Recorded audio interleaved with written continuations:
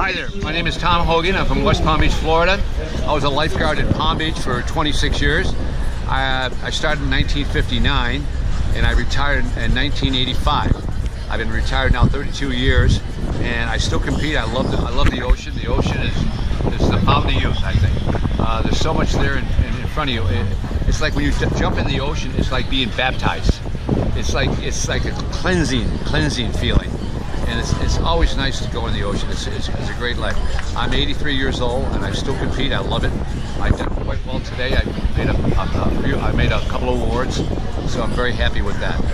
And I love to compete because it's part of my life. I've been doing this since 1961, and I met a lot of the people that I were competing against and with are all passed away, and I'm the only one left in my age group. It's amazing. There's a few out in California, but they don't come too much. There's a few up north. I didn't see Harry here, Bob Burnside, a couple other people. But I still love it, and I love to do it. It's been a great life. I can't complain. And like today, I've done the run, swim, run. And when I was doing the run, swim, run, everybody is like sheep. They all gather in one spot, and they all go in, and they all swim to the white flag, and the current takes them a little bit north. Then they got to swim back. So my boss always told me, when you go in the water, you got to know the currents. Currents are very important. And when you go in for making these swims, you don't have to wear goggles. When you're in the tower to make a rescue, you don't put a pair of goggles on your face to make a rescue, do you? And I said, no. Okay, well, don't wear them. So I don't wear them. So I try to use Mother Nature to take care of it. And after the run, so I ran down, ran back, and then I ran all the way back down to that green buoy. And the white flag is another 60 yards farther north, and I hit the flag just perfectly. Everybody was farther away from the flag, so they had to swim back to the flag because they don't know about the currents. Right. They're lost. Tell me a few things. Why people would need to do life-saving sport? Well, there's a lot of people that come to the beach. I mean, you can see the people that are here. A lot of people don't have no clue about the ocean.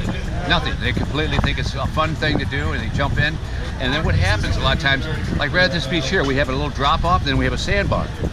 And a lot of the people will come down to the beach and they'll see people on the sandbar and they'll think, oh, I'll just swim out to there. And they can barely make it out to the sandbar. And then the tide comes in a little bit and all of a sudden they can't make it back. And then they're in trouble. And there's rip currents there and runouts and everything else. So that's when they get in trouble. And they come down, they have no clue about the ocean at all, how important it is. Right. My eyes starting to kill me. I gotta put my glasses. Okay. Is it all right? Yeah. My eyes.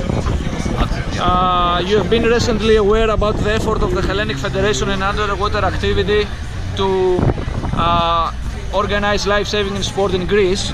Give me a few words of wisdom for this initiative. Well, you have to start off small, but you'll eventually grow big. You need the equipment, you need rash guards, you need bathing caps to keep the hair out of the beanies, and plus you need the right equipment like buoys and surf skis. But the buoy is very important. That is like being a police officer without having a gun. I mean, you can't do something. If somebody's robbing a store, you cannot tell them to stop without a weapon. You got to have a weapon when you go in the water to save somebody's life. And that's the whole key. Going out there and having your buoy and know how to present the buoy to the person, and you got to make sure he's not fighting. Because a lot of times people they get in a hurry. They want to get in. They can't touch the bottom. They get all excited. Should we give up when we find obstacles in trying to establish life-saving sport? Obstacles like problems. Well, you just have to be. It's a lot of. I don't know. It's just. I don't know what you mean, man. Okay. Every beginning has problems. Oh yeah. Okay. Oh, I see. Oh, learning how to. Yeah. Well, everybody. I mean, when I started working on the beach, I had a balsam buoy, and with a manila line on it. And the manila line, when you swam out with buoy, it's like almost like a rock, like a piece of log floating in the water. And there was a manila line, and when you swim out, every time the wave catches the buoy, you would rip your shoulders are all ripped.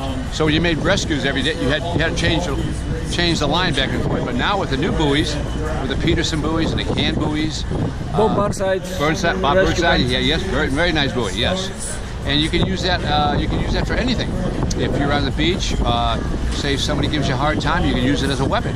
Yeah. And you can use it as saving somebody's life too. Yeah. You know what I mean? Yeah. And a lot of times, if your ocean it gets quite rough, like in California, they use a lot of flippers. They use flippers. They have a Velcro Velcro belt, and they put their flippers on that.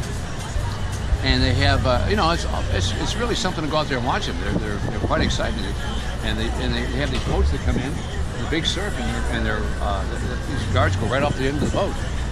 And, saving people. It's quite a thing. Yeah. It was very nice talking to you. Yes, yeah, absolutely. I hope that the next time I will have the pleasure to see you, Bob Burnside, and my father competing in the same competition. Nice, I like it, yes. How does your father still compete? He's 76. 76? Yeah. Wow, that's great. Unbelievable. Bye-bye. Oh, thank you, that's very